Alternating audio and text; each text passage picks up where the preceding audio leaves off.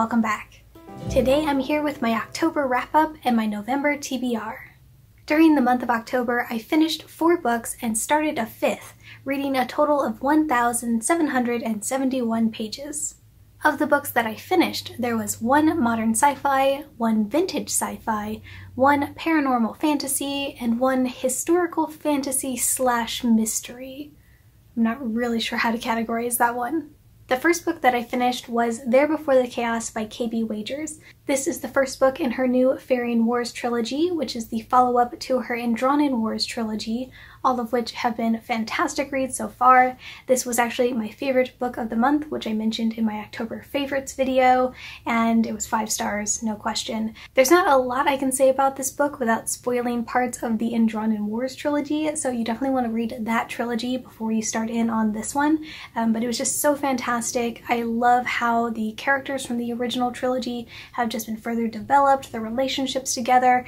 I love the way that they are shown to really process and struggle with some of the issues that happened in the first trilogy. I think that's a really important thing that is overlooked in a lot of just books in general, especially really action-packed and epic ones like science fiction and fantasy. So that is something I really appreciate, and yeah, I've gushed about this book plenty in my last several videos, so that's all I'm going to say, but it is fantastic and you should definitely start in on any of the K.B. Wagers books if you have not already.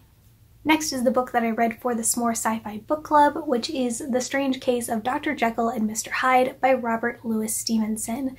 I had never read this before. In fact, I had never read anything by Stevenson, so this was a new adventure for me. There was not as much science as fiction in the science fiction part of it, but it was still a really interesting read. It was way different than what I had come to expect from all of the modern adaptations that I'd seen. It's a similar story to what we know, but it plays out in a completely different way, which I actually preferred as compared to what I went in expecting to see.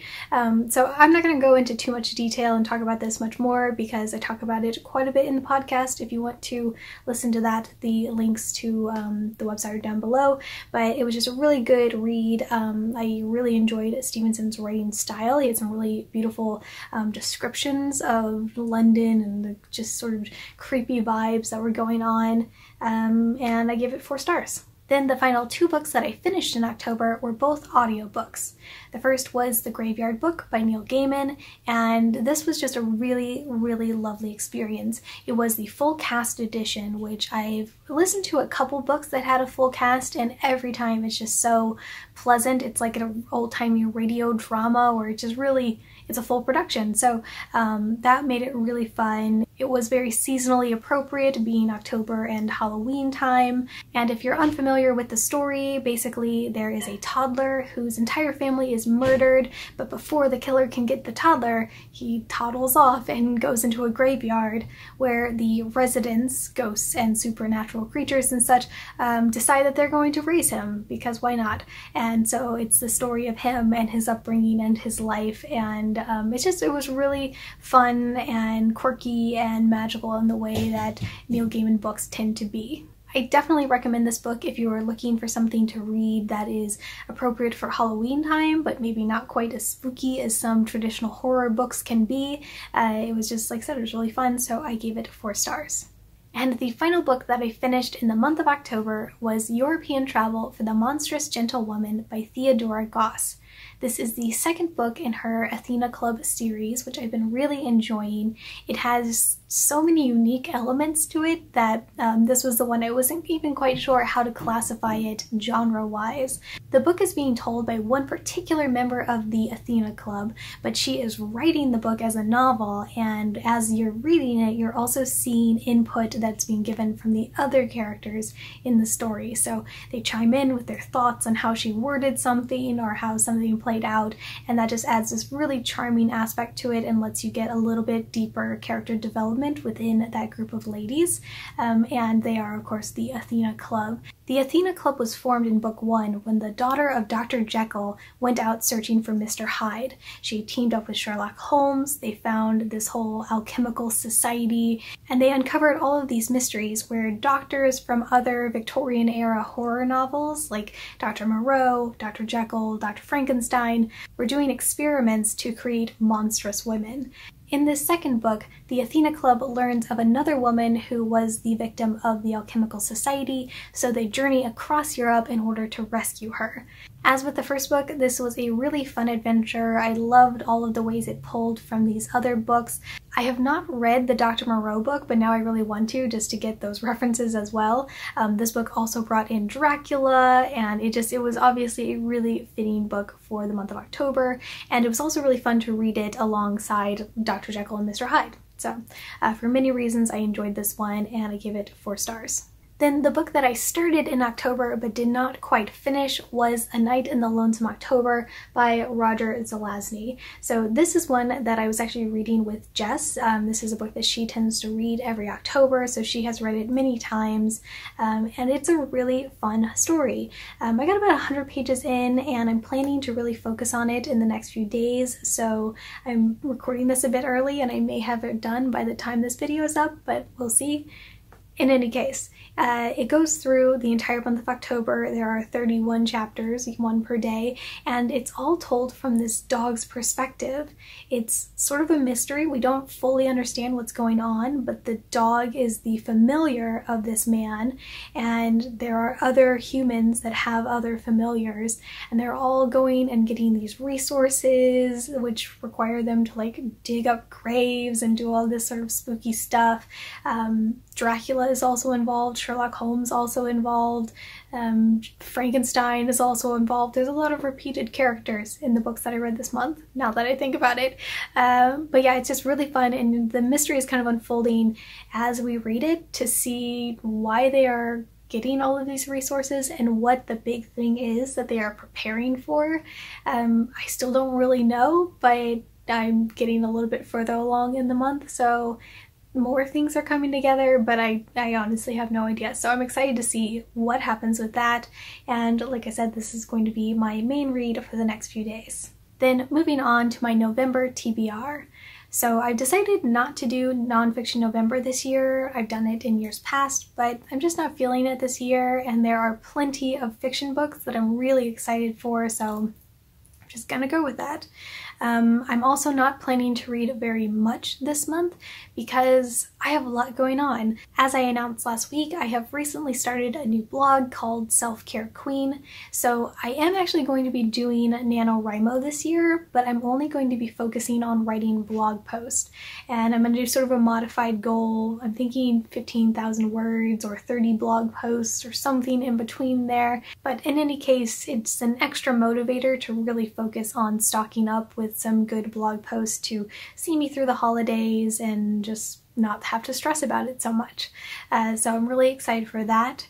Then I'm also going to be prepping for Vlogmas over the course of this month, so I'm ready for next month. So I know that I'm going to have a lot on my to-do list, and as a result, I only have 3 books picked out for my November TBR. First is our pick for more sci-fi this month, which is The Werewolf Principle by Clifford D. Simak. And this was actually Adrian's pick, so I had never heard of this one before. She remembered reading this when she was a teenager, or at least she's pretty sure this is the one.